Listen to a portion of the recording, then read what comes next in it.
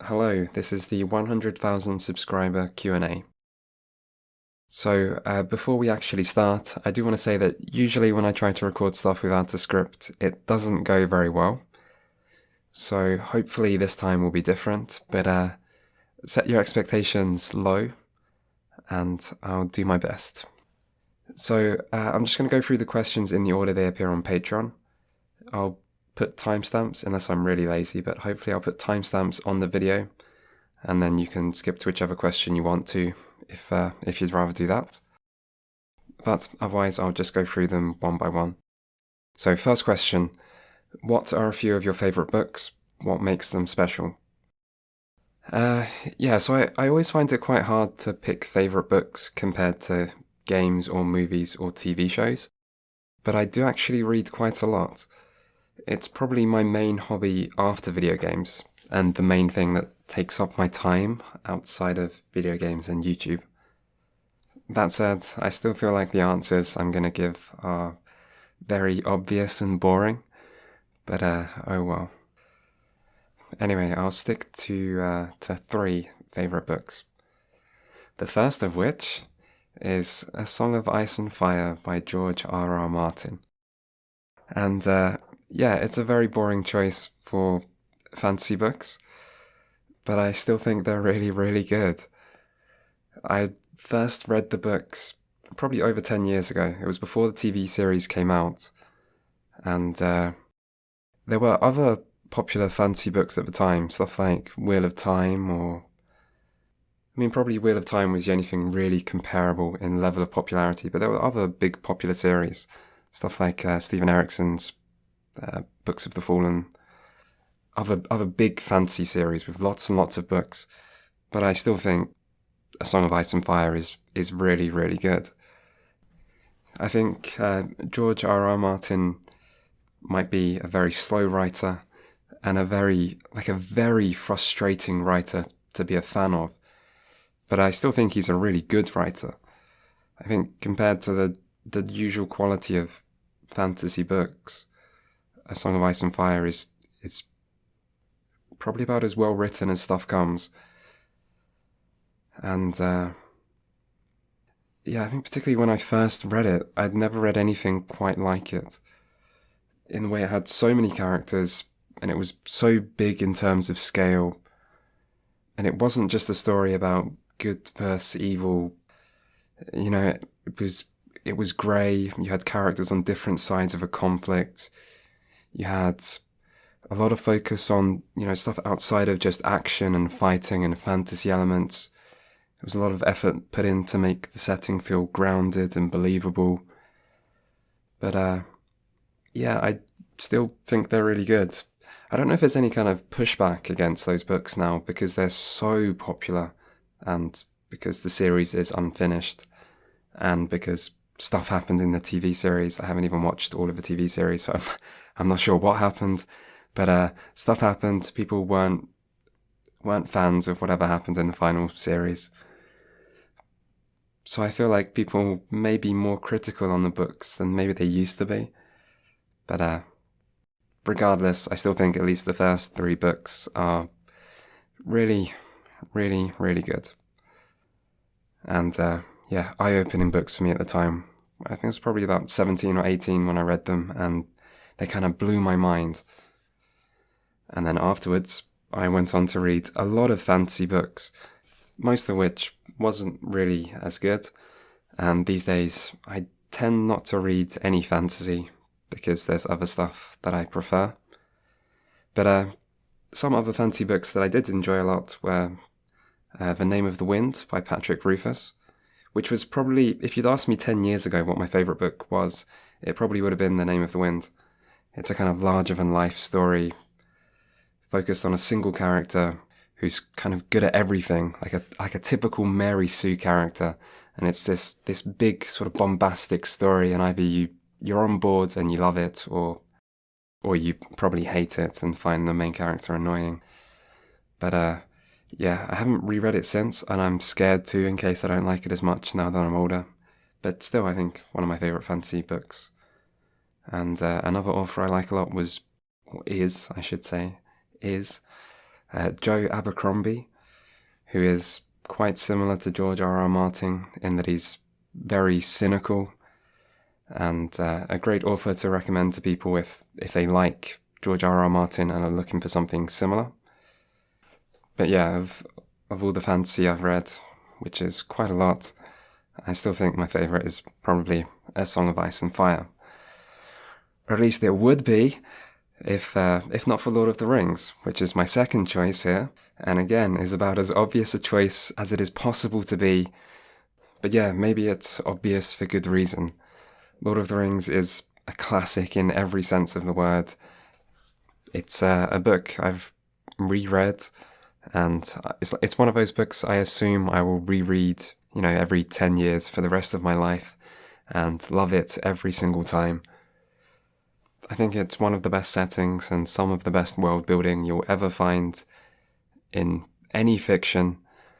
And yeah, I love Lord of the Rings. It's actually a bit surprising that it's never turned up in any of my videos. As in, I am surprised, having made so many videos, that I've never talked about Lord of the Rings in any form. But one day that will change.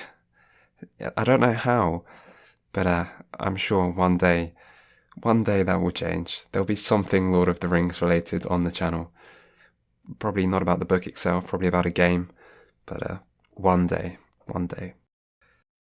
And the final favourite book that I have is 1984, which again seems like a very obvious and therefore boring choice, but yeah, at least I guess less obvious than A Song of Ice and Fire and Lord of the Rings, maybe. 1984 is, in my opinion, it's a book every adult should read. 1984 gets a lot of attention for people drawing parallels, I guess to modern politics, but people drawing parallels to whatever they want to. It's a book people kind of use to support their arguments. But I think the book itself is very, very good. I think the story in the book is good. I think it's very easy to root for the main character. I think the ending is something that I don't want to go into detail of, for fear of spoiling for anyone. But the ending is memorable. But I think most of all, it's just a book that will probably have an effect on someone. I know it did for me. It's a book that's probably going to make you just a little bit more critical of all sorts of things in the real world. It's not going to completely change your opinion on stuff, but it's just going to make you see things a little bit differently. People like to talk about how was 1984 at predicting the future, and that doesn't matter at all. That's not the point in the book in any way. I think the only reason people obsess about that is because of the date. It gave people an exact date, and therefore they can compare 1984 with the real world 1984 and say, oh, it's different in some ways. But that doesn't matter in the slightest. There is so much about the book that continues to be relevant, and I'm sure will be relevant for years and years. There's so many great concepts in the book, and yeah, for me at least, just one of those books you read and will always stay with you, and you feel like it's always had some kind of effect on you. So yeah, read 1984 if you haven't read 1984. And those are probably my 3 favourite books. I do like a lot of other books. It is hard to pick favourites. Some of the authors that I like a lot are probably also boring picks, but Charles Dickens I like a lot. Ernest Hemingway I like. Donna Tartt, for someone who's a bit more contemporary maybe. Quite a big fan of Donna Tartt. She writes very long books, often with a kind of very self-destructive main character, or where some kind of event happens that leads them to self-destruct. And I think Donna Tartt is the only, non-obvious answer I have for a favourite author. And even then, Donna Tartt is not at all some kind of unknown author that makes me seem really knowledgeable to like. I think she won I don't know, Pulitzer Prize, some kind of prize. She's pretty well known. But yeah, those are my favourite books or favourite authors. And yeah, sorry if my taste's boring. But yeah, maybe there's a reason people like Lord of the Rings and 1984. I think there is at least. Okay, moving on. Next question. Why is your name Never Knows Best? Also, what's your opinion on Arcanum? For Arcanum, I don't want to go into a lot of detail because I'm sure one day I'm going to make a video on it. Don't know when it's going to be, but it probably sooner rather than later. I almost made a video on Arcanum already. I kind of see it as a video I'm going to make when I need something that isn't too big and I need to sort of fit in between two other stuff, like as in two other videos. So yeah, I like Arcanum. I'm definitely going to talk about it in a video one day. Maybe not that far away, I don't know. But yeah, the other question, why is your name Never Knows Best? Yeah, that's a question I've had a few times. There is a reason. There is a story to why it's Never Knows Best. It's not an interesting story, but I suppose it's still part of the channel lore, so I guess I better explain it. So, Never Knows Best comes from an anime. The anime is called Fooly Cooly, usually spelt FLCL. It's an anime from the mid-2000s. It's kind of a coming-of-age story. It's a little bit nonsensical, just a little bit, but it's very much style over... I don't want to say style over substance, but style before all else. It's a really good anime. I'm not actually a big anime fan. I mean, usually I'm not a big anime fan. But Fooly Cooly, good anime, worth watching. And in that anime, there is a point where one of the characters is smoking a cigarette, and on the cigarette is written the words, Never Knows Best. As far as I know, there's no meaning behind this scene. I'm sure I've seen a quote from the writer who said he just thought it looked cool, and that was basically why. And that makes a lot of sense when you consider the anime overall, that fits. However, the words became really important to fans, maybe because they were written in English. It's a Japanese anime set in Japan where things would usually be written in kanji or hiragana or whatever. But the words Never Knows Best were written in English. They became kind of iconic to fans, and it just kind of stuck as a slogan that was associated with the anime. And then, about 10 years ago, I made an account on Reddit. I don't remember doing this, but I mean, I did do it. It's definitely my account. I'm sure it was me, but I genuinely don't remember doing it. But I used the username Never Knows Best. Not sure why, but I do like the anime.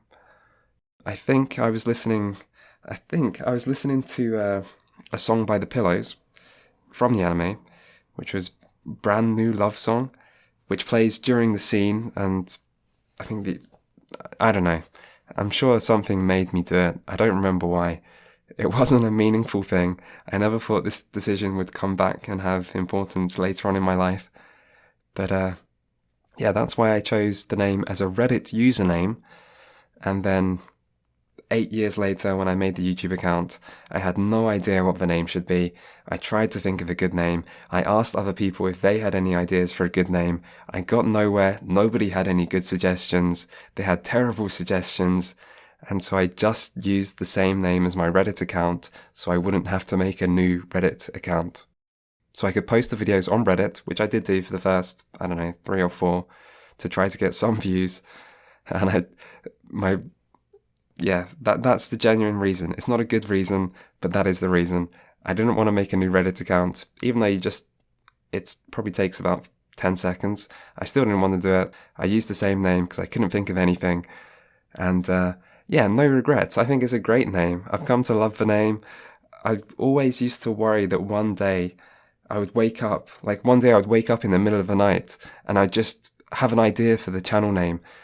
And then I'd always regret it ever after because I'd have the perfect idea. Like, I was sure, I didn't want to make the YouTube account because I was sure I was going to come up with some good idea at some point, and I wanted to wait until I had the right name.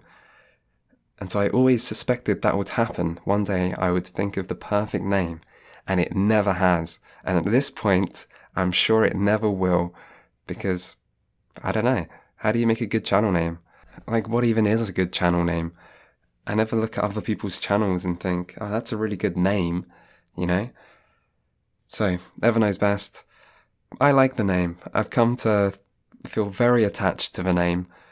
The only strange thing is sometimes people ask, why is your name Never Knows Best? Is it a reference to the anime? And the answer is, yeah, it is. But I don't know why exactly. It just is. It's a good name. It's my name. That's all there is to it. Okay. I have no idea if I've answered this question well. I feel like I've just rambled, probably more loudly than I was speaking before, but I feel like I've just rambled for the last 5 minutes at least. I hope it at least made sense. Okay, next question. What are your top 5 favorite games ever? I've had this question from 2 people, but pretty much the same question. Yeah, this one's kind of an easy one, except I don't have 5, I have 6, because I don't know which one to eliminate. So in low order, my top 6 games are Final Fantasy VII, Morrowind, Baldur's Gate 2, Planescape Torment, Metal Gear Solid 2, and Bloodborne. Yeah, and I feel like all of these games all of these games I'll probably talk about in a video at some point, or maybe I already have, as is the case for Morrowind, kind of Final Fantasy VII, kind of Planescape Torment, and kind of Bloodborne. So I'm sure I'll get to explain why, and I'll be able to write a script, so I hopefully can explain why well. But yeah, those are probably my favorite. I mean, and probably my number 1 game. I mean, if I had to pick something as a favorite game of all time, and these are favorite games, they're not what I think are the best games, you know. They are my personal favorites that are influenced by stuff like nostalgia. But if I had to pick a number 1, it probably would be Final Fantasy VII. A lot of people think of Final Fantasy VII as like a game that's popular due to nostalgia. It kind of came at the right time, and it was a lot of people's first JRPG, or maybe their first like PlayStation 1 game. It wasn't for me. It was about I think it was my 4th or 5th Final Fantasy game. The first one I played was Final Fantasy 9. I'd already played plenty of other JRPGs when I played it, and I came to it, I mean, I think it was at the end of the PlayStation 2 era. I remember thinking the graphics were terrible, and that prevented me from playing it for years because I was a dumb kid or teenager. But it still ended up my favourite JRPG and probably my favourite game. And I've replayed that game a lot, and I just love it every time. It's a special game to me. Morrowind, Baldur's Gate 2, and Planescape Torment are probably pretty obvious choices, so I'm not going to say more about them. Metal Gear Solid 2, yeah, I'm a huge fan of the first 3 Metal Gear Solid games. I hated Metal Gear Solid 4. It's a strange series, but I think the first 3 games are really good, and of them, I think 2 is probably my favourite. The most out there, memorable. Yeah, I like Metal Gear Solid 2. That's one I'm not sure if I ever will speak about in a video, because I don't really see myself as covering... I mean, I could one day make a Metal Gear Solid video covering the entire series. It's definitely an option. It's not a bad option. But I'm not sure if I'll ever do that. But, yeah, I don't know. And then Bloodborne being the only sort of modern game on the list of top 6, so that's pretty good for Bloodborne. Yeah, I don't know why I like Bloodborne so much. I do, though. I mean, all of From Software's modern games are good. For some reason, Bloodborne was the one that really stood out to me, and I kind of struggled to stop playing Bloodborne. Like, I completed it more than once. Like, I completed it one time, and then I did it again, trying to get the kind of, not the true ending, but the ending where you have to do specific stuff to unlock a bit extra. And then I thought I would be done with Bloodborne, and I just kept finding myself going back to the game and playing it again, or creating a new character to play it differently. And yeah, Bloodborne, for some reason, I liked a lot. Okay, next question. An easier question. Are you a dog or a cat person? I'm a dog person. I have nothing against cats. Actually, I do have something against dogs in that I think I'm allergic to them, which is a bit of a problem because my parents have dogs. But yeah, I still like them. Dogs are likable. Some dogs more than others, but yeah, I like dogs. Right, next question. Have you ever played any tabletop RPGs? If not, are you considering it? Uh, I have, much less than maybe some people would expect, given that I talk about them quite often in videos. I mean, I make reference to tabletop RPGs quite often when talking about video game RPGs, but I haven't played very much. I played a little bit when I was younger, sort of like teenage years, but sort of earlier teens, and it didn't go very well. Maybe because I was playing it like with one other person, so two of us total. Therefore, it's not surprising that it didn't go very well. I did have like rule books as a kid, and I loved the books. I mean, even sort of young teens, I really liked the books. I used to make characters. I don't know why, but I just really liked making characters. I liked rolling the dice and letting the dice decide the stats. And then making this group of characters and imagining a story for them. But I didn't actually play at that point. I didn't have anyone to play with. I just liked the books. I mean, the books were quite good. If you're sort of into fantasy and you're young and impressionable and, you know, it captures the imagination. But yeah, that's pretty much my extent of real tabletop RPG experience. It's something I have a lot of awareness of. But I've never really got into playing it as an adult. Probably because I've never had people to play with. I mean, not probably, that's why, because I haven't had people to play with. I'm not very interested in playing with strangers online. And it's in a lot of ways, I don't think tabletop RPGs are easy to get into. People tend to get into them because you have friends who are into them. And, I mean, I've never had friends who are into them, but I've never had a group of friends who I imagined would be into them either. So, yeah. So, are you considering it? Was the other part of the question, and it's hard to answer that because I would really like to, if I knew some people to play with, except for the fact that I am genuinely really, really busy with YouTube, and it's very difficult for me to make room for more stuff in my life. Like I'm already at the point where I sort of struggle to fit in what I want to fit in, and I mean, I don't play many games outside of stuff for the YouTube channel since I've started the channel because I don't have time. And if I had a bit more time, I'd kind of like to play more video games because there's so much stuff that I want to play, and it feels like, I mean, I want to play it for myself, but it feels like it could be useful in some way for the channel. I feel like it helps to just have as much knowledge as possible.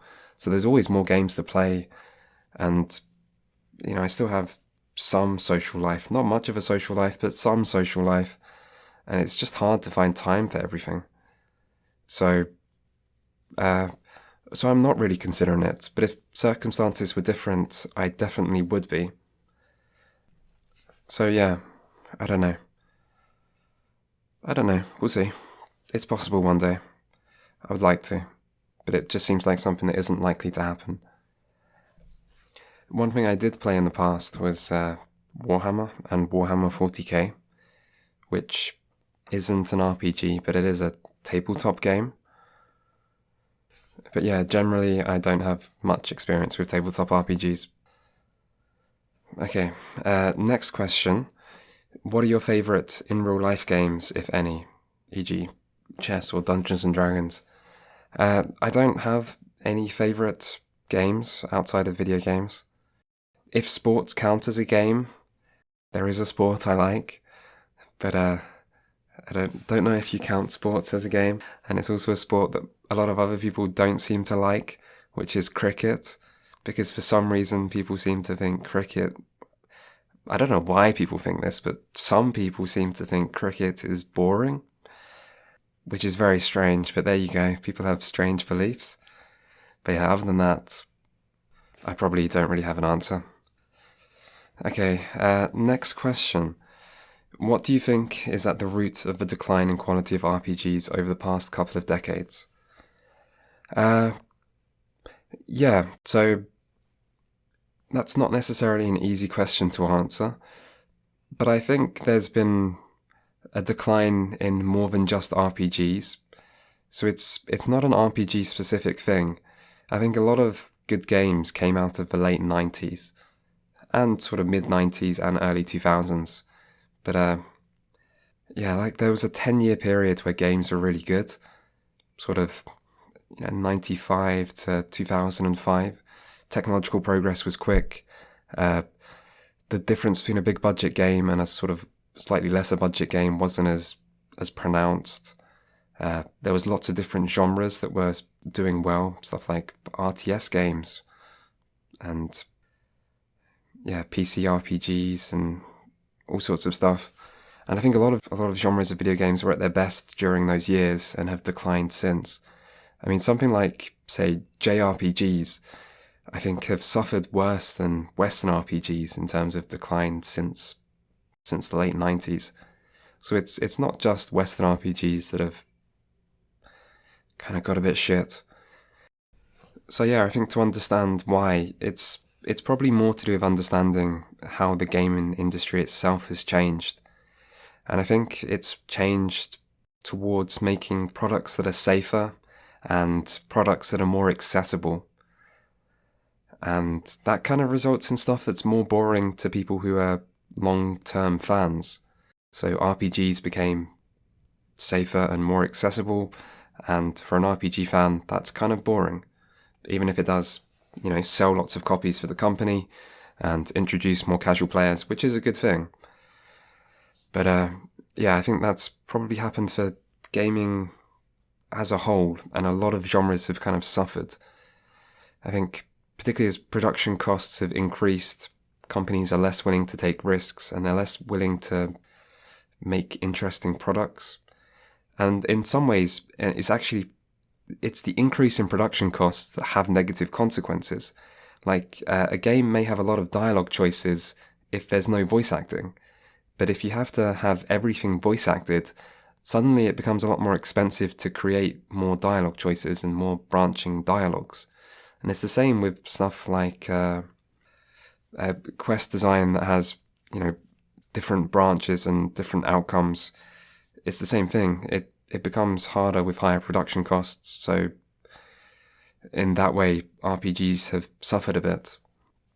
But yeah, I mean, I also think there hasn't been like a steady decline in quality. I think the past maybe 7 years have been a lot better, thanks to indie gaming becoming more popular and, seeing games like Divinity Original Sin and Pillars of Eternity and Disco Elysium, Pathfinder, Underrail, Age of Decadence. There's been a kind of renaissance in games with an older design style and cheaper budget, and I think RPGs have profited a lot from that, and that probably the last 7 years were better than the 7 years that came before them. I mean, there's always some good games, but that period from about 2006 to 2013, you had some big RPGs like Fallout New Vegas and Dragon Age Origins and maybe The Witcher, but there weren't really many, and at least there's a bit more choice these days. So yeah, hopefully that gives some kind of answer, but it is a complicated topic. I'm sure there's a lot more to it. I'm sure you could make a decent YouTube video out of it that was, I don't know, like 15 minutes long. And I mean, I'm sure I could make a YouTube video out of it. I'm not sure if I ever will, but yeah, there's definitely stuff to talk about there. Anyway, next question. What do you do, or what did you used to do in real life? So yeah, I do have a job actually, outside of YouTube. I don't work very much, which doesn't make me sound like a very good employee, but I mean, I work part-time and then I dropped my hours to kind of the minimum they could be. But yeah, I do have currently a job in addition to YouTube, which I don't want to say exactly what it is, but I'm a civil servant at a major government department. And I'm not sure if the term civil servant is popular in other countries. It's definitely something people know what it is in the UK, but I never really hear Americans say the term civil servant. But it just means like I'm a government employee working at a major department, doing something that's that's really doing something that's very boring. But yeah, it has its advantages to keep doing it. It's not incredible pay, but particularly in the current days where I'm just working from home, it's not so bad. Before I did this, I mean, I've done a few jobs. None of them are very interesting. None of them were high paying. I've never had any kind of career. I worked as a cleaner once when I was quite young, like 17, 18. I worked as a healthcare assistant in a hospital. I worked I worked in a pub behind the bar at one point. So yeah, nothing too interesting. And I've been to university twice. Once unsuccessfully at like 18, and then took some time out in between and then went back and got a degree. My degree is in geography. I don't know why. I really should know why, being as I spent several years there, a lot of money. But I don't know why. Why have I got a degree in geography? It's a real mystery. I've never used the degree. At this point, I don't think I ever will use the degree. I don't know what I'm going to do after YouTube, but I kind of doubt it's going to be geography related. But oh well, at least I have YouTube, I guess. That person also asked, what's your take on the declining content and attention to detail in most recent RPGs versus the classics? But I think I've already answered that in the previous question. So yeah, we'll move on to the next question. Accessibility of publishing on PC, ability of games to get exposure on social media without tons of marketing and alternate funding sources for developers have led to a sort of renaissance of forgotten genres and very niche games that would never be backed by larger publishers. What's your favourite game to come out of this scenario? And what do you hope to see get made in the future?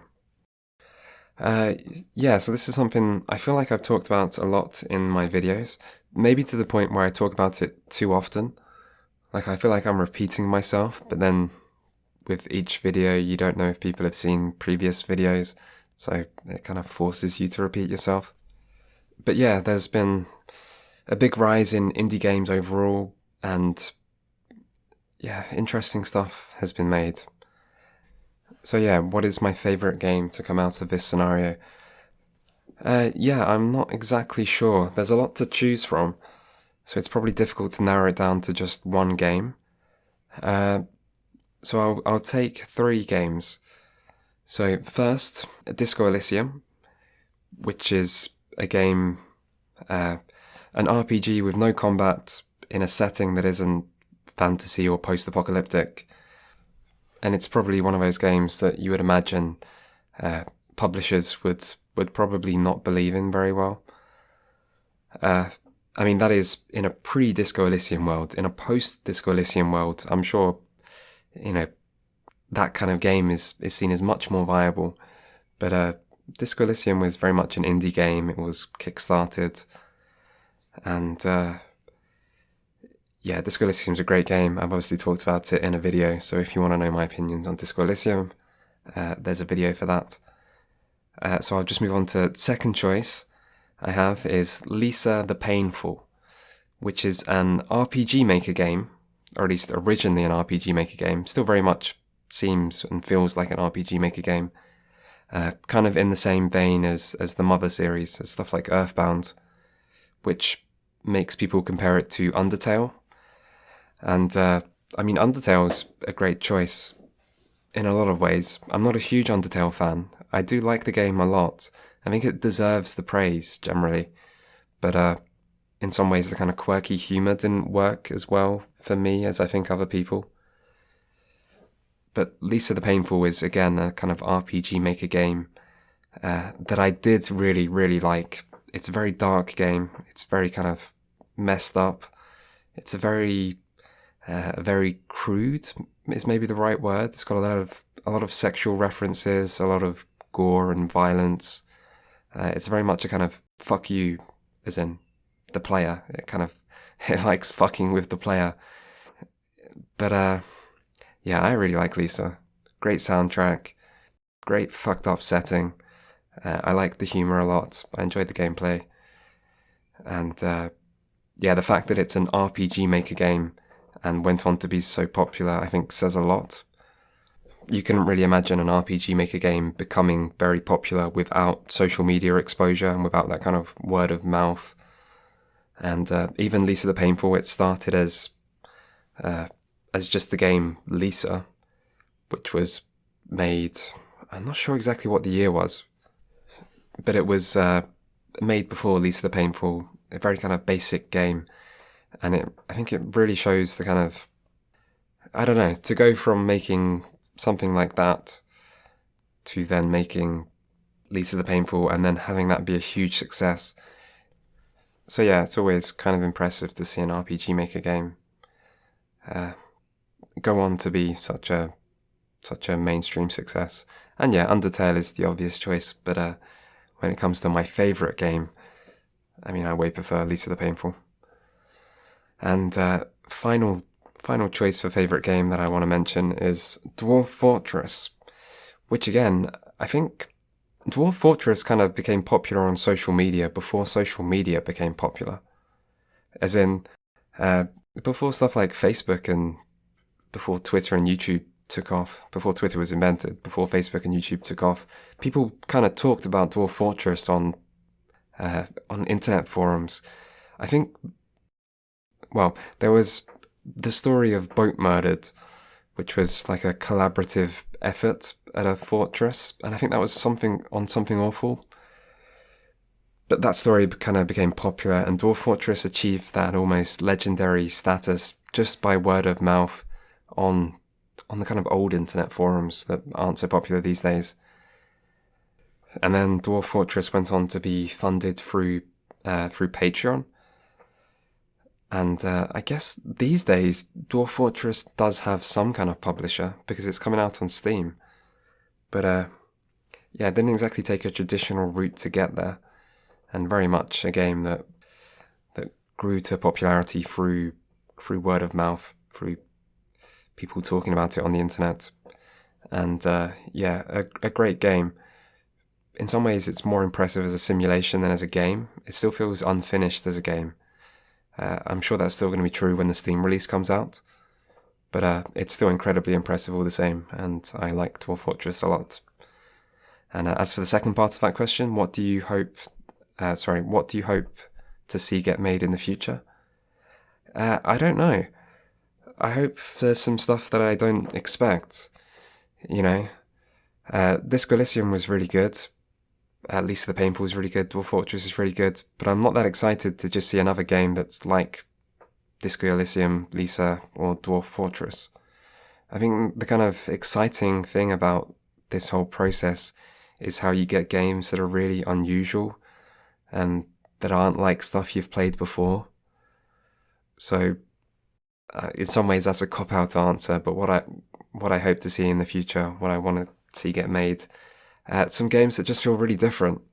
I think if you've been playing games for a long time, you can start to feel like you've seen everything, and AAA games are boring and it's always just the same stuff. So yeah, I hope in the future stuff that's a bit weird in setting, story, or in gameplay. But yeah, that's kind of what I hope for the future. Okay, next question. Where are you from? I'm from Essex in England. You can probably, some people can probably hear a bit of an Essex accent. I like to think I don't have a very strong Essex accent, but it does come out a little bit here and there. But yeah, Essex is where I'm from. Although I don't live there anymore. I haven't lived in Essex for, I think, about 10 years, at least 10 years these days. Right, next question. do you play board games, and would you ever consider a Discord? So yeah, I don't really play board games. I think I've kind of answered that earlier, but yeah, I don't really play many board games. And would I ever consider a Discord? Yeah, I've definitely considered it. I'm not against the idea. Part of why I haven't is because I don't know much about Discord myself. I know what Discord is. I've used Discord for voice chat, but I've never had anything to do with any Discord communities. So that makes me hesitant to make one myself, or one centered around the channel. But I'm not against the idea. It's yeah, I don't want to promise anything, but I'll think about it. I'll try to look into it a bit more, because I don't think it's a bad idea for. I don't think a Patreon-only Discord is a bad idea. I'm not sure if I want to make a bigger Discord for sort of anyone, because that makes it sound like, I don't know, more effort, but not just more effort. It sounds like it has more downsides. Like at that point, it's something that has to be managed, and yeah, I don't know about that. But I think just a Discord for patrons, that might be quite a good idea. So I'll look into it, and no promises, but we'll see. Next question. Who do you think would win in a fight? Geralt of Rivia or Alduin from Skyrim? I mean, I'm backing my boy Geralt. I don't have any good explanation for why, except I remember fighting Alduin in Skyrim, and he didn't seem that impressive. I mean, sure, you need like an Elder Scroll and some special shout to properly defeat him. But outside of that, I mean, Alduin just flies around, breathes fire, and then stands there. I mean, that's all he does in game, right? So I think Geralt has a chance. Yeah, put my money on Geralt. Right, next question. Do you have a favorite dinosaur or prehistoric creature?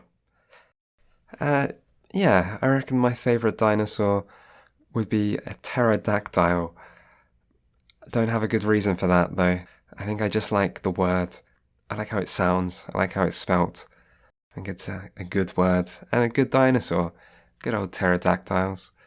Another dinosaur that I really liked as a kid was the... I hope I say this correctly.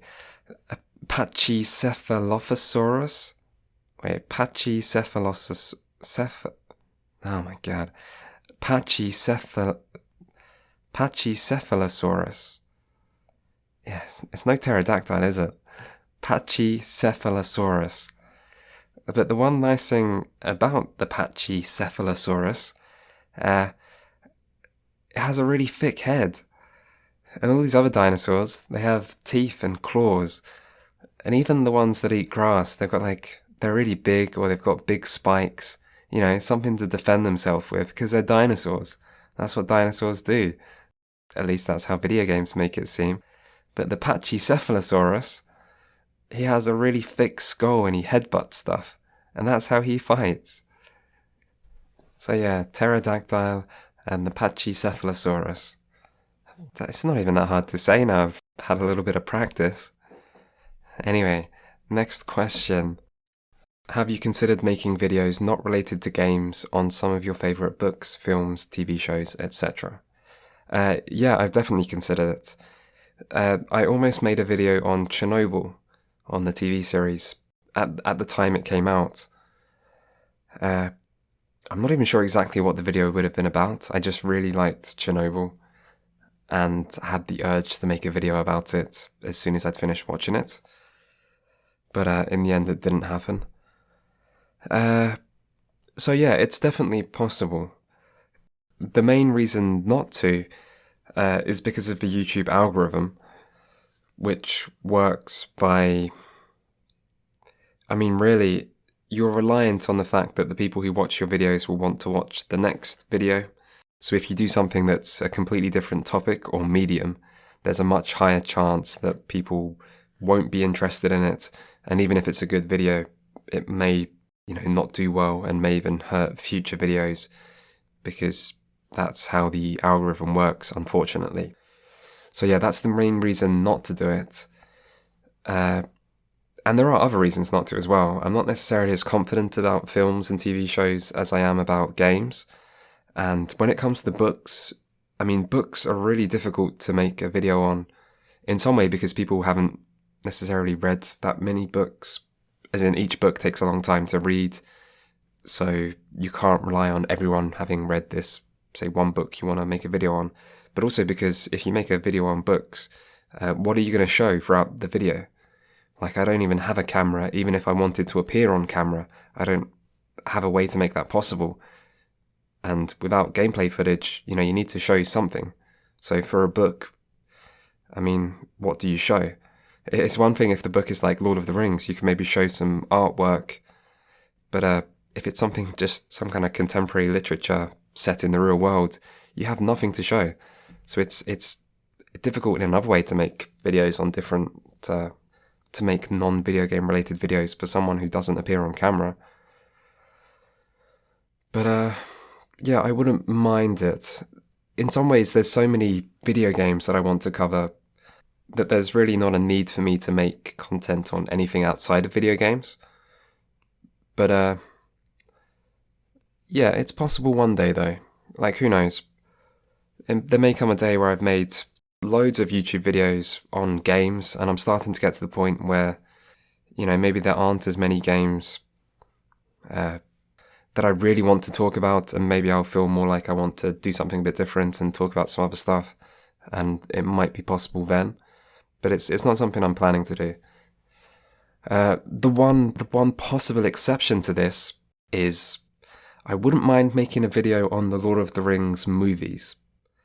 See, I also kind of want to make a video on Lord of the Rings games, where I'm talking about lots of different Lord of the Rings games in one video, a bit like the Lovecraft video, but about Lord of the Rings games.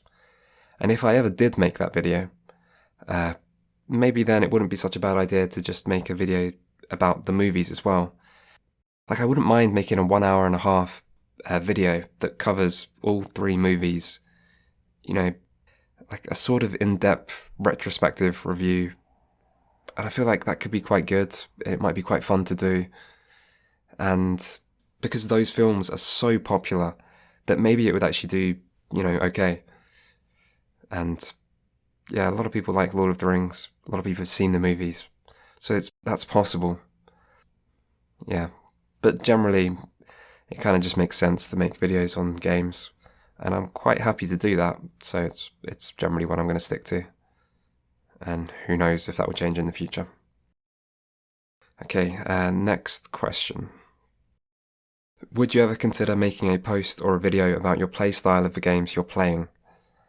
And Angel of the Past goes on to talk about Transistor, where I mentioned I didn't use a turn system. Yeah.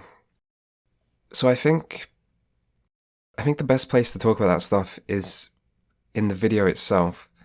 But every time you make a video, there's always loads of different things you could potentially talk about. And you kind of have to filter out the less important bits, because otherwise the video might be hours and hours. So yeah, sometimes I'm sure it's definitely useful to talk about your playstyle and to maybe go into depth. In the case of Transistor, it really, if I'm being honest, in the case of Transistor, it's an example, and I think it's one of the rare examples, but I think it is an example of where I really could have benefited from playing the game more. I don't think what I said was necessarily wrong, but there's kind of a side that I wasn't covering because I'd only played through the game once, and I do think there are some problems with the turn system, but I kind of just got into the habit of not using it, and then I found some really effective, what are they called in Transistor? Functions, are they? So I had a really good setup for not using the turn system, and it was only after I made the video and saw a lot of comments that I thought, oh man, I really should have spent more time with the turn system to really give it a chance. And yeah, if I had just made a video on Transistor, I'm sure I would have spent more time with it. I'm sure I would have played the game more than once. But when I make the videos on multiple games, it can sometimes take so long just to play the games that I'm not always eager to play a game a second time unless I'm sure I need to. So, yeah, I think for Transistor, it could have been better if I'd played it a second time and tried to utilize the turn system more. I think that would have helped the analysis I provided for sure. But in general, yeah, it's difficult. Generally I try to play games, particularly when I'm playing a game for a video, but generally I try to play games in a normal way. Like I try to enjoy the game, and I try not to break the game. I try not to look up anything that would maybe change the experience. I often pick weapons or classes that I think are almost sort of stereotypical. Like playing through all of the Elder Scrolls games recently, I went for like a sword and some magic, and I did that because I wanted to test things out, in a sort of normal way. Like, it could have been fun to just go pure magic and just only do combat with magic, but I feel like, I don't know, like you don't want to play in too unique a way when you're trying to speak about what's common for most people. So, generally when I play a game, I try to play it normally. And if I'm not playing it normally, I would probably try to mention that and mention why. But yeah, I'm not sure how often it would be worth making a specific post or video about how I'm playing the game.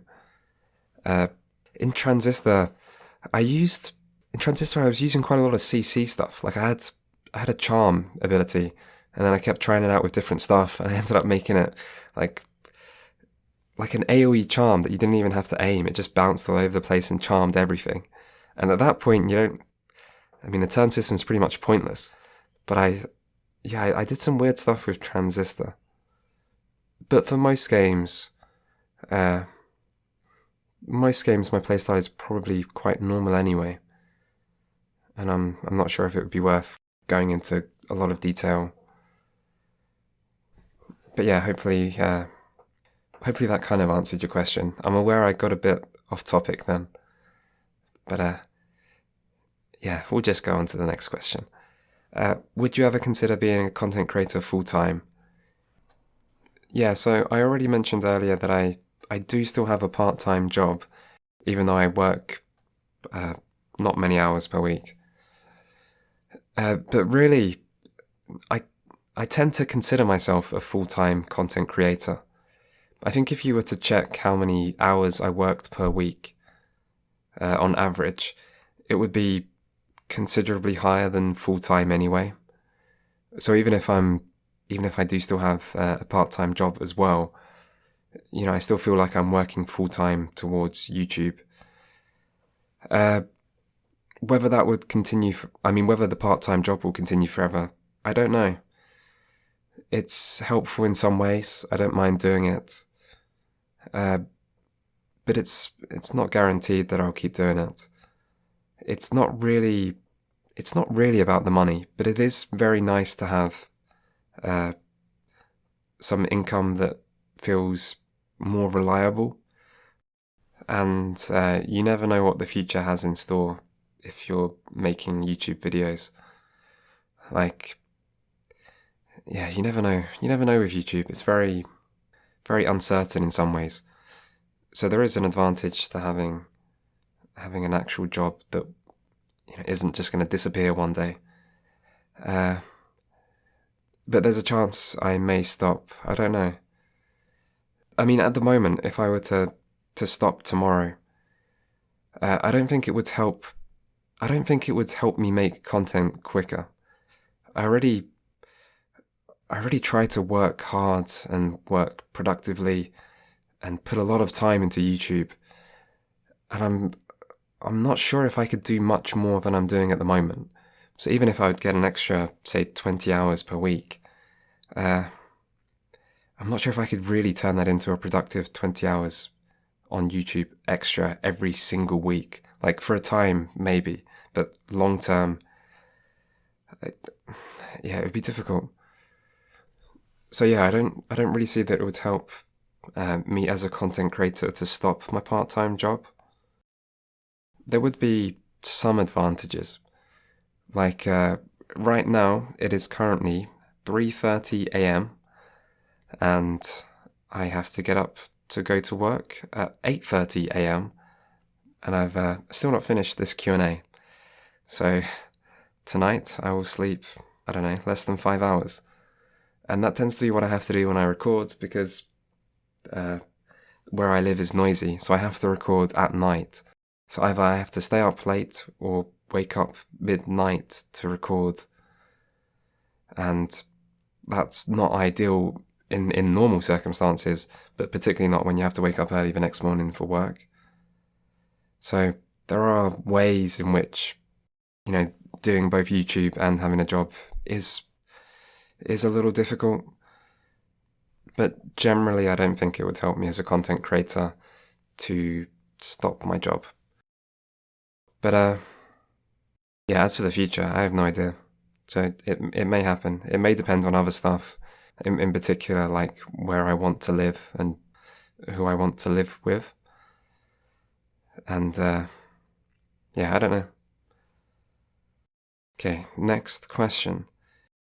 Do you enjoy making content that's not game specific? So content like the CRPG guide video or the Lovecraft video. Yes, I really enjoy that type of content. Some of my favorite videos, and when I say favorite, I mean both like my favorite to make and my favorite in regards to the end result are these types of videos. In fact, the Lovecraft video is also the most successful video on the channel at the moment. It has the most views. So, yeah, I do like this type of content. To me, it feels quite original. Like, there is a lot of content on YouTube talking about video games, and there's a lot of long, in-depth content talking about an individual game. But for something like the Lovecraft video, I mean, at least to me, it feels like, I don't know, not like other content on the platform, and therefore it's more interesting to make, and it makes me feel a bit more excited and a bit more proud of the end result. So yeah, I certainly enjoy that type of content, and yeah, in the plan for this year, there wasn't any of those types of videos. It's not because I don't enjoy them. It is partly because they take a lot of time. I mean, it can take a lot of time to play a single game, particularly if you want to play it thoroughly. And if you're then having to play 10 games and get footage for all of them, that can be a huge task in terms of time needed. So time is a big problem. It's also difficult to think of good topics. Like the Lovecraft video kind of happened because I just kind of wanted to play The Sinking City and Call of Cthulhu, the new Call of Cthulhu. And I quite liked Lovecraftian stuff, and I just wanted to see what those games were like. And then the video sort of came about as a result. But in general, I think it's quite hard to think of good ideas for those types of videos. So yeah, that's also a problem. However, I am planning to make another one of those types of videos very soon, probably as soon as I finish the Elder Scrolls videos. It's on a very different topic. I'm not going to say what it's about, because I think, seeing as I've said a lot about upcoming videos, I think it's better to leave this one as a surprise. But it's something completely different to anything I've done on the channel, and hopefully it turns out okay. Yeah, and I have tried to make I tried to make a video once on survival games. So it was going to be focused on the different way video games have handled survival as a theme. In particular, looking at how there was the growth in this survival genre, which defined survival as a very sort of specific way. So you had games like Rust and Ark, and Minecraft, I guess, was the one to make it popular. And survival became a thing in terms of genre, but there's other ways to do survival. And I was in the sort of planning research stage for that video, and it was too big a topic. Like, I didn't waste a lot of time on it, not really. But it did become pretty obvious to me pretty quickly that I wasn't going to be able to make the video I wanted to make because the topic is too big. Which was a shame in some ways. But I think it was definitely the right choice not to try to make that video. Like, I really was starting to get the impression that the topic is too broad, there's too much to talk about. I would have to generalize constantly to say anything, and at that point, what I was saying is probably not going to be worth saying. So, yeah, I do want to make more videos like this. I do plan to, but they are hard, both in terms of the time they take and on having a good topic. Yeah, for a lot of reasons. But yeah, there'll be more of those. Hopefully they'll be good. And one of them should hopefully be straight after the Elder Scrolls. Although, we'll see. We'll see how it goes. That's another reason why I didn't want to include them for the plan for this year, is because there's a chance they'll get cancelled. And, I can tell in advance that making one video on one game is going to be okay. Like, I know I'm going to have stuff to say about Baldur's Gate 1 and 2, but it's a bit different to promise a video, or, I mean, not even promise, to say that I might make a video on this topic when I don't really know if it will work until I start. But yeah, I do like those videos. I like them a lot. Next question. Do you play multiplayer games? If so, what kind do you play? Yeah, I do play multiplayer games.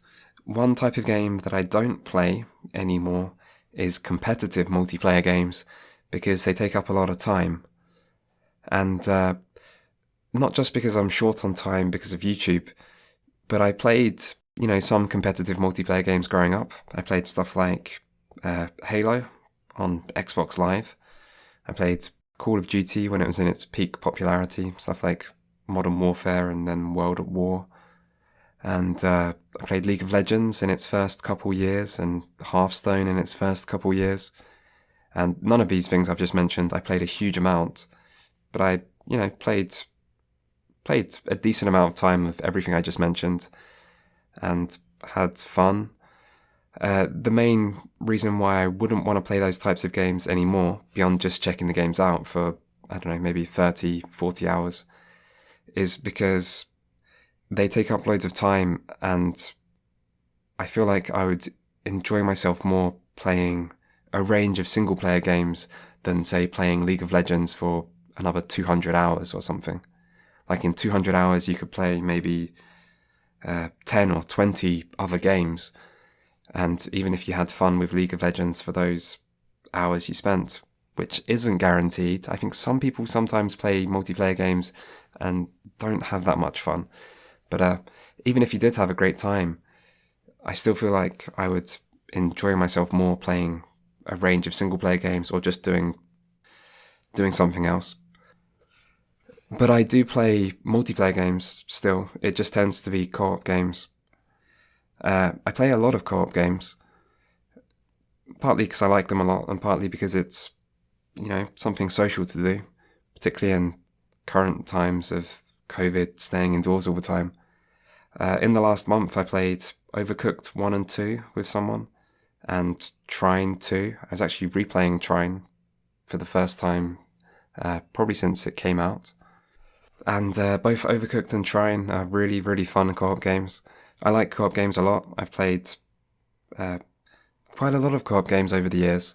I still play lots of them.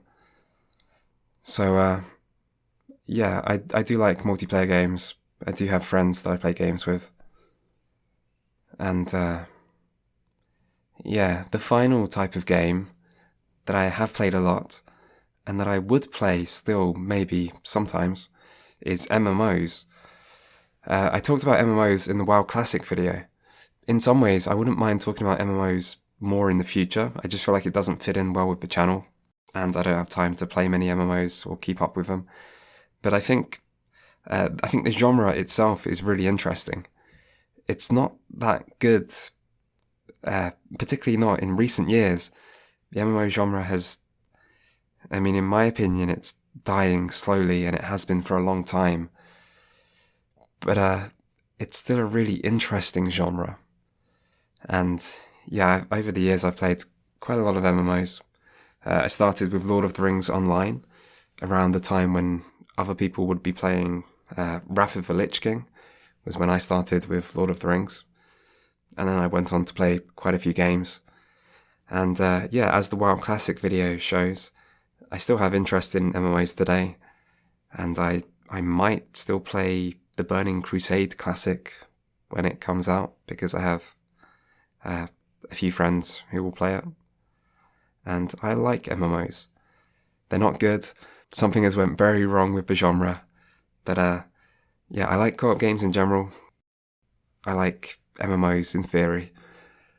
And I like multiplayer games, just not really competitive multiplayer games, just because they take up a lot of time. And I don't feel like I get a whole lot from them compared to other stuff. Okay, next question, which is about Bioware. So games like Anthem and Mass Effect Andromeda have caused some to question whether the declining quality of the studio is simply the result of EA meddling, or if it is indicative of a studio struggling to recapture the success of prior decades.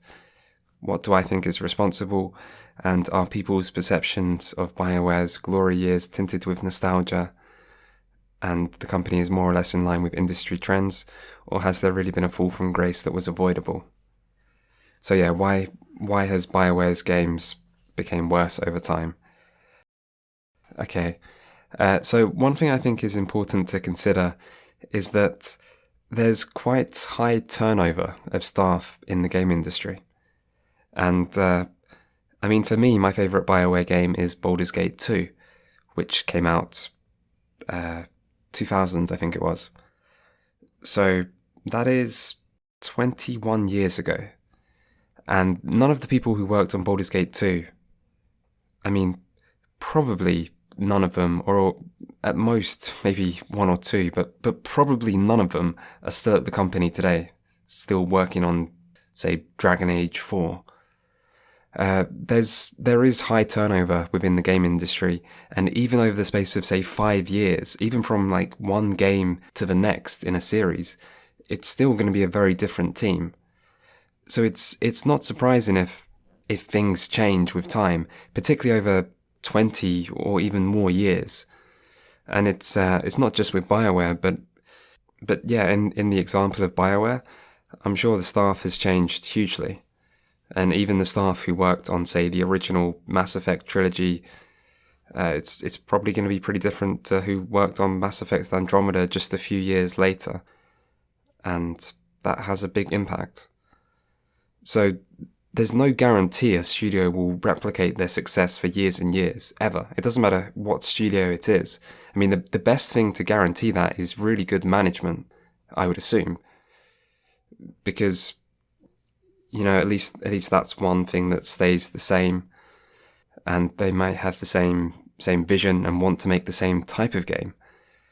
But Bioware obviously changed a lot, from being a company that was making PC-focused RPGs to becoming like one of the main faces of console RPGs, and then to really going for mainstream success with Mass Effect 2, and an attempt was made with Dragon Age 2 to really make these broadly accessible games. So Bioware changed in every way.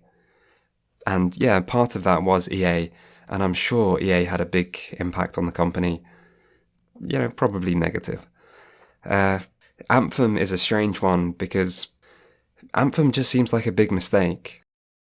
A lot of the times when you have these big companies like, say, Activision or EA, a lot of the times when they make the decisions they do that makes gamers angry, it's to make money. And they're often quite successful. Something like adding loot boxes into FIFA has probably made EA lots of money. So it made people who play video games unhappy, but it was profitable for EA. But Anthem wasn't. Anthem was a disaster. And I don't know why people thought that was a good idea. I don't know why EA wanted Bioware to make a game like Destiny. There are studios that work for EA who make shooters and make sort of online games with sort of big online components that you would have thought would be a far better choice. But I mean, it just seems like a crazy decision. You're not even playing to BioWare's strengths. And that's even considering, does the market need another game like Destiny? But yeah, so that must be coming from EA. Or it's coming from, I mean, even if it's not EA itself, even if it's incompetent management at BioWare, it's the same kind of problem. And yeah, that's a strange one. It's clearly a bad decision. It's not just BioWare not making the game that fans want to make. It's clearly a financial mistake to make Anthem. So yeah, I mean, it's naive to expect BioWare not to change over a long period of time, because that's just what happens in the game industry. And it happened for every big name. It happened for Blizzard, it happened for Valve, it happened for Rockstar. Some companies, they may not change for the worse. There are people who may prefer Rockstar's current method of making a really big game every few years and making big online components. Like, people may prefer that to old Rockstar. But regardless, big companies change. And the gaming industry has high turnover to start with. So BioWare was always going to change. But at the same time, yeah, I'm certainly sure there's stuff they could have done better. I think there was a real change in the audience they wanted to appeal to that probably happened with Mass Effect 2. And that wasn't even the first time there was a big shift in target audience for BioWare, because they already switched from making PC-focused games to making console-focused games. But yeah, I definitely feel they deliberately changed the audience they were going for with Mass Effect 2 and with every game after that to try to appeal to a bigger audience. And for some people, that may be a positive change. But to a lot of people, to people who are fans of the old BioWare or the old games they produced, changing something is, quite likely to be negative to those people. So, yeah, there's bound to be a lot of factors in the case of BioWare. But I'm sure they could have done stuff better, and I definitely don't think it's just nostalgia. It is in some ways the way we see games from the past, but it's more complicated than that. And there was also a follow-up question to this, which was, do I think the recent news of BioWare/EA refocusing the next Dragon Age title on the single-player experience and stripping out any multiplayer components portends a wider industry re-evaluation of avoiding traditional single-player experiences that are not games as a service? So basically, do I think we'll see a trend back towards traditional single-player experiences from bigger publishers? And no, I don't think we will. I think the cost of big AAA games has increased over the years to the point where it makes a lot of financial sense to tack on multiplayer. And it's been happening for a while. But I don't think anything's going to change that for the really big games. Something like Grand Theft Auto 5 was so insanely successful that I think a lot of publishers probably want to try to replicate that, even if it isn't realistic. Which is why you have something like Cyberpunk, where it was supposed to have multiplayer. So I think we'll probably see more of this in the future. I think really big budget games are going to get a bit rarer. As in, there's going to be a bigger difference between the really big budget games and then normal games. Like, I feel like we're entering an era of mega blockbuster games and then normal games. And yeah, I think those really big budget games are going to often have some kind of multiplayer elements or something that's games as a service related, or maybe Ubisoft style microtransactions, because there's the potential to make a lot of money. And I think companies aren't going to be able to resist the allure.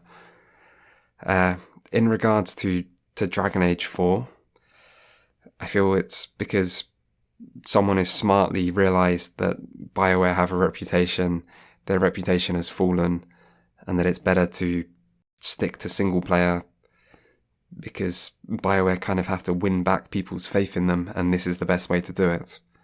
I think if Bioware were flying high and everything had went great with recent games, then I think for sure they would have kept whatever multiplayer components they had planned, because they would have been able to get away with it. But I mean, single player experiences, I think, will still exist. I don't think they're going to die out at all. I just don't think this trend is going to disappear. I think it's probably going to continue. Whether it's added multiplayer or maybe sort of like Assassin's Creed microtransactions.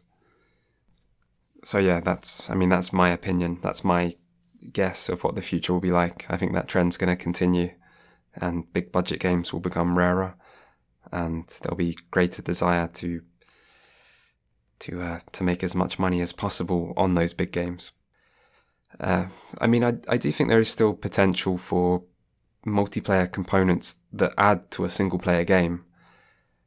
Something like, From Software's games. I mean, Dark Souls does have PvP, but just the message system and the ghosts of people dying, like that's an online element that I think added a lot to Dark Souls. And, you can see something similar in Death Stranding. So there are ways to have multiplayer elements in single player games that I don't think are that bad. And if something like The Elder Scrolls 6 had co-op, I mean, I don't think that would be that bad. I think people want Elder Scrolls co-op.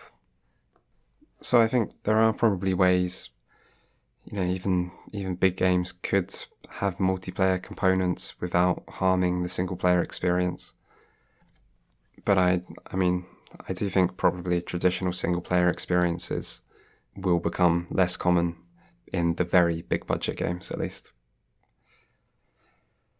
Okay, and that should be all of the questions, unless someone happens to ask a question in the next couple days, in which case it will have been after me recording this, so they'll get a written response instead. I hope the Q&A was okay. I am very aware that I'm not the best at speaking without a script, so if this Q&A seems half-assed, it's not. It's just that I'm not very good at this.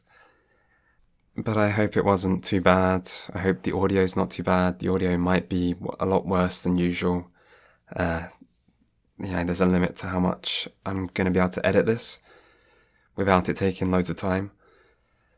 But hopefully the Q&A is fine. Not sure if I'll do this again in the future. We'll see. It's possible. We'll do something though. If we hit future milestones, there'll be something at least. And otherwise, thank you everyone for helping me reach 100,000 subscribers. It's a huge milestone and it means a lot to me. So thank you.